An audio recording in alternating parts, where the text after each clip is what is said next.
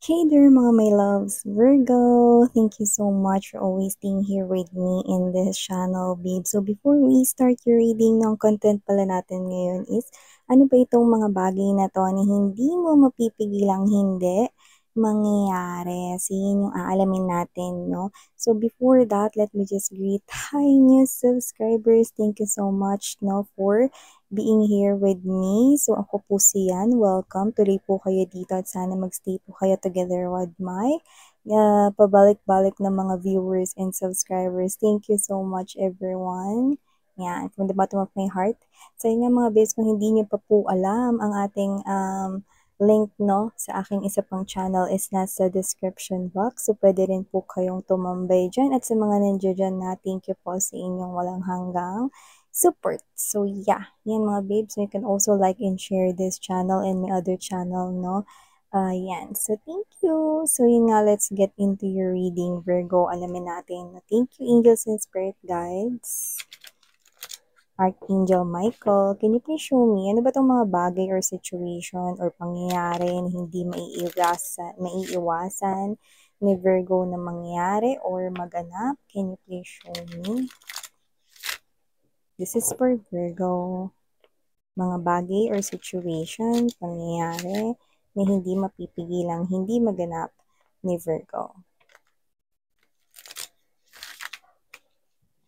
Ancestors of Virgo, angels and guides, thank you so much.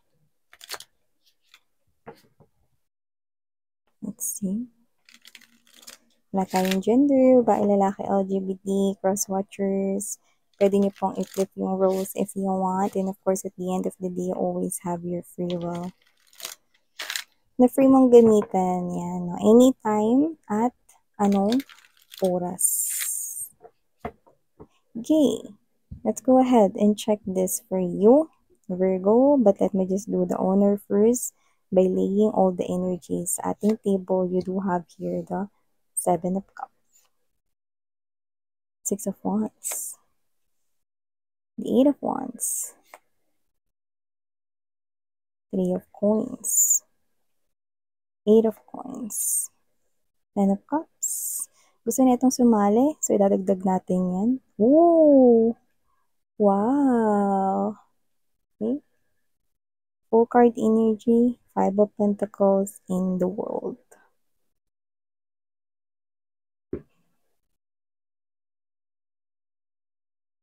So mukhang isa sa bagay na hindi nyo rito mapipigilan na hindi maganap, no, Virgo, is that meron ditong nag-close na cycle or yung iba may na-miss na opportunity. Pwedeng ito ay may kinalaman sa ibang bansa, kontrata, trabaho sa ibang lugar o sa ibang bansa, no?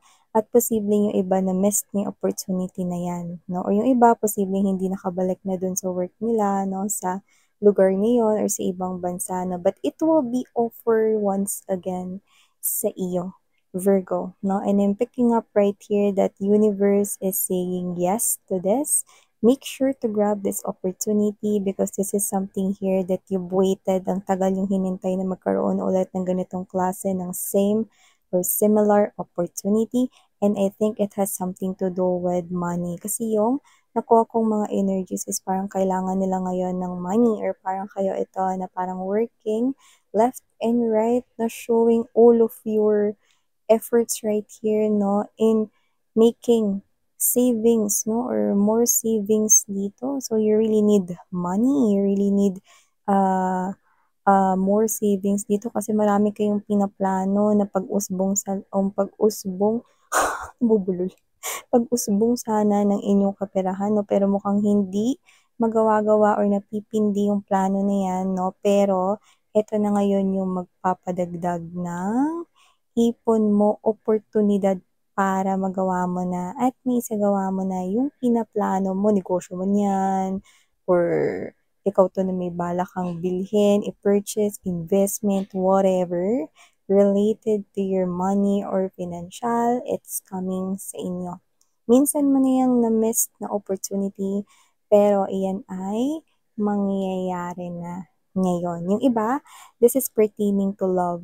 Pero those are only for few of you. Nakita ko rito ng pagbubukas ng oportunidad sa pagitan mo at ng isang individual dito. So, maaaring kayo ito 'no, na hindi natuloy ang inyong connection before, pero ito ay bibigyan ng tsansa upang madugtungan ngayon. Ang bongga, 'no? Kung sino man 'yun 'no, ikaw nakakaalam niyan 'no, pero you're very, sure na itutuloy mo yung connection mo with that person. Kasi nakita ko yun dito.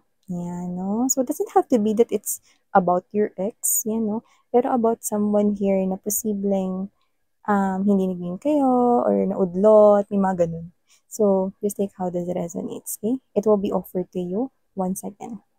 Okay? The chalice of love, opportunity in love para naman sa iba. So, isa sa mga bagay na or sitwasyon, pangyayari na hindi mo rin mapipigilang mangyari, Virgo, is that meron akong nakikita rito, no, na posibleng sa work mo, meron ditong nakakapansin sa'yo in a different perspective. Someone here is nako-confuse kung ano ba talaga yung feelings niya for you. This person here is like this. Alam niya kasi na posibleng pabago-bago yung isip niya minsan, 'no? Kaya makakita tayo ng snake dito. Pero for some reason, gusto niyang i-try yung connection here with you. Pero ayaw ka niya ritong masaktan. Maybe friend mo na siya, puwedeng sa work mo ito talaga, puwedeng, someone here that you know.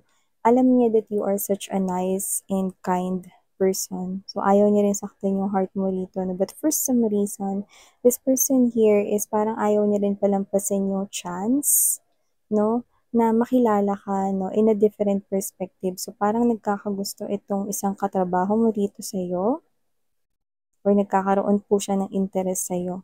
Pero alam niya na meron siyang klase ng ugali na pabago-bago siya rito ng isip 'no. So, in short, parang dun pa lang inoobserbahan ka lang niya ngayon, lalo na yung sarili niya inoobserbahan niya rito 'no. Kasi feeling ko nafo-fall na po siya sa inyo rito pero pinipigilan niya kasi parang meron siyang bagay na pabago-bago yung isip niya 'no. Hindi lang sa sitwasyon sa love yung pinag-uusapan, parang kahit sa mga bibilhin. Parang kunwari gusto niya 'tong bilhin tapos 'pag may nakita siyang gusto niya pang bilhin, iba na yung bibilhin niya 'no. Tapos pagdating dun sa counter biglang sasabihin, "Ay hindi po pala ito yung bibilhin ko, teka balikan ko lang po yung isa." Parang may gano'n siya, alam niya, aware siya sa ugali niya, kaya parang siya 'to na inoobserbahan pa lang niya rito. So, patuloy siya rito nakikipag-usap sa'yo, nakikipag-communicate kung ano man ngayon yung status ninyo, kung kayo ay friend 'no, wala, hindi niya pinapa-obvious ito, pero nalilito siya, naguguluhan na siya rito 'no. Meron siya ritong, ugali na posibleng kilala mo siya bilang pa-bonding-bonding, pa-easy-easy lang 'no, 'yan. So, doesn't have to be na siya ay hindi seryoso 'no, pagdating sa pag-iipon ng money or what 'no. Pero tingin ko siya yung klase ng energy na, takot makasakit 'no, ng individual na alam niyang napapalapit na yung loob sa kanya. See, alam mo yung parang gusto niyang i-try pero teka lang muna, ayan 'no.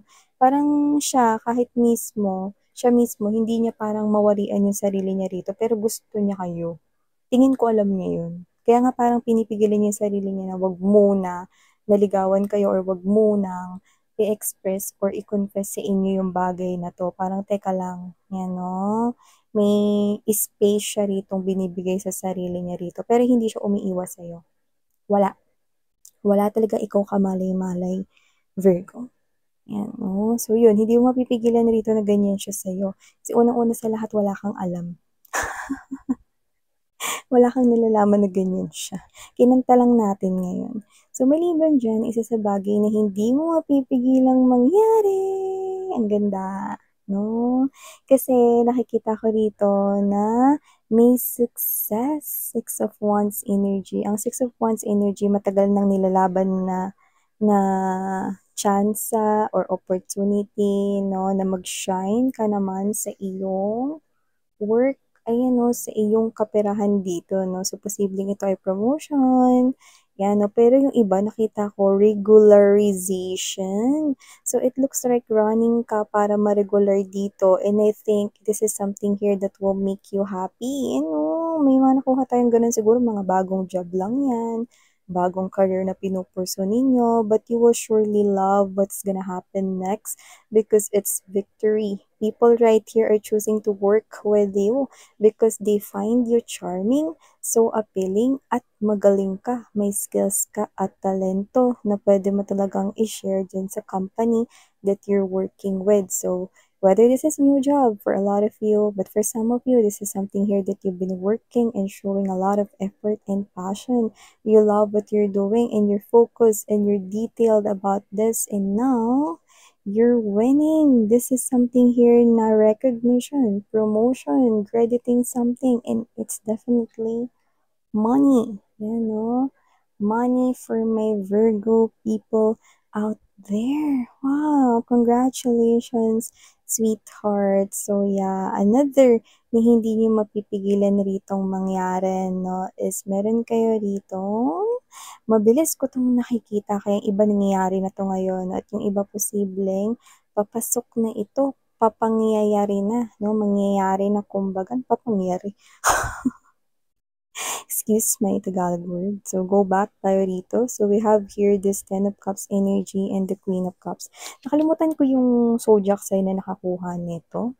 Pero, I think may zodiac sign akong naispatan na merong nakuha na ganito, na magkasama din sila. So, I do see, okay, that there is someone here coming in your life, a new potential lover. Okay, wala tayo ditong gender, babae, lalaki, LGBT, lahat kayo welcome. A new person will definitely enter your life. And this is something here great, beyond your expectations. This is a very faithful individual. Okay?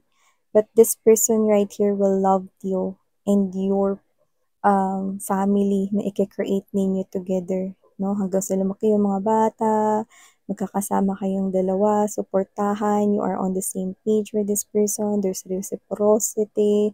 When you give to this person will give it back to you. Yeah, definitely I'm seeing two wonderful people na pagtatagpuin kayo ni universe. Napaka-humble po niya despite of all the success or achievements na pwedeng nakamit niya na rito, at hindi pa rin siya tumitigil na abutin pa yung iba pa niyang mga pangarap dito, at isa ka sa magiging pangarap niya no kapag nakilala ka niya rito. So definitely this person here will pursue you, Eight of Wands energy, and will definitely make sure that everything will be stable, permanent, at makakasigurado ka na ito na talaga yung taong hindi mang iiwan sa'yo ever, yan, no? So, maybe you've been dun sa mga relationships na may abandonment issues, may ginost dito, iniwan, no, or pinagpalit sa iba. Well, definitely this person here is far more different from those na mga relationship mo in the past, because this is someone here who will definitely make you feel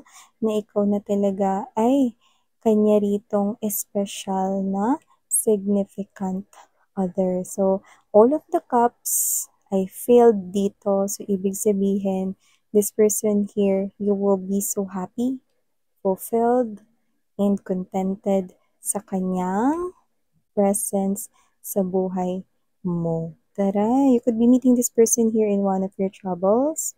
Or nakita ko rito, no, ng communication online din. So, iba, posibleng makilala niyo siya online, or yung iba naman na is posibleng yung maging means of communication ninyo is online. Yan, no? So, ano pang hinihintay mo? Pakabit na ng wifi. Susulera yung read. Gawin nyo ng fiber para malakas-lakas ang signal. Yan, no? Taray. Siyempre, mga babes, yan, hindi po ako affiliates or hindi po ako endorser na kahit na anong internet company, okay? Wala, nabanggit ko lang, no? Para tuloy-tuloy ang usapan, di ba? So, nakita ko dito that if this person here, yung mga energies na connect natin ngayon is posibleng iba sa inyo, kausap niyo na siya, or kayo na, or nagsisimula na kayo rito ng magkaroon ng wonderful connection, Virgo, I do see na ramdam mo diyan sa person na yan, naka-in relationship mo na yung mga binanggit ko kanina. That person will definitely eyes na mag-settle down kayo together, build a happy family together, and yung iba may nakuha tayo na baka may mga single mom or single dad, no, kayo dyan.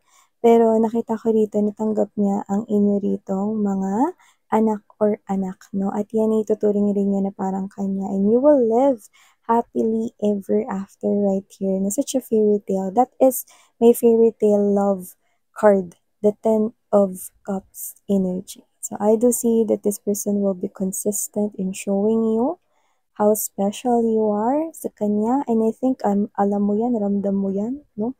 Magsimula pa lang nung kayo ay magkakilala ng tao na yan. And up until now, you feel, okay, na naramdaman mo yung bawat salitang sinasabi ko ay nanunuot sa puso mo because you know na yung person mo ay ang person na dinidescribe ko. Ay, isn't it, diba? So definitely, you are waking up in the morning with that happy, smiling face sa'yo, no? So, continue having that, no? Beautiful aura because this person will be staying sa inyo, no? No matter what happens. And you're gonna grow old together. You're gonna fulfill that fairy tale love story. Okay? That happy na walang ending is story. No? The love will not end. Okay? That's guaranteed. 102%. So aside from that, na Virgo, another na bagay dito na hindi mo mapipigilang mangyari is that this is a little bit tricky here. As I think someone here is naiinggit sa'yo, but it's hidden. Pero paminsan-minsan, parang nagigets mo siya. Parang ganito kasi, kino-compliment ka niya kapag may nagawa kang maganda or may na-achieve ka rito or may success na nangyari sa'yo. Pero parang yung energy na binubuga niya sa'yo, parang feeling mo, masaya ba siya sa akin, but parang feeling ko iba. You know? And this person here is tama ka. Kasi may inggit tayong nakukuha sa energy niya rito. And hindi lang naman siya nakafocus sa'yo. Pero kasi, isa ka sa parang mga tao na nakikitaan niya rito ng parang, kunwari, may nangyaring maganda sa'yo. Na-recognize ka because of your work, no? Last month. And then, may nangyari na naman sa'yo rito na maganda this month. Na parang, dahil doon, sa mga pangyayari na yon, nakikita niya that you are someone here great, no? And siya, niinggit siya doon. Kasi bakit parang may mga nangyayari magagandang bagay sa'yo, Virgo? Ba't sa kanya parang nung nakaraan may nangyari maganda, tas ngayon parang ang tagal na ulit, no? Para may mangyari na namang sunod na maganda. Hindi ba parang ganun yung thinking niya rito eh. Pero hindi lang siya ganyan sa'yo. And I think nangyayari to kapag ka meron sa paligid niya na umaasenso, tas lalo na pag sunod-sunod, kapansin-pansin, medyo parang nagko-congratulate siya, nagko-compliment siya, pero sa heart niya, gusto ko din ganyan. Gusto ko ta mahigitan ganyan. May ganon, no? So, I think you do not know that. But sometimes, parang yung mga paano niya ito sabihin sa tono or kahit na ang ganda ng tono niya, excited, tas may smiling face, no, completos ricados, no, pero alam mong acting lang yun. Yan. No? Hindi talaga puro yung pag-congratulate niya. Yun na yun. Siya na yung tinutukoy ko dito, no? So, matingin kong papatuloy pa tong ganito dito, no? Kasi nakikita ko rito na may success ka pa talagang paparating sa mga susunod na mga buwan here for you, guys. So, yeah, these are all the messages we've got right here for my Virgo people na mga pangyayari, sitwasyon, or bagay na hindi mo mapipigilan na mangyari. Yan. So, thank you. And muli ako po siya, Sarang Heo Love and Light. And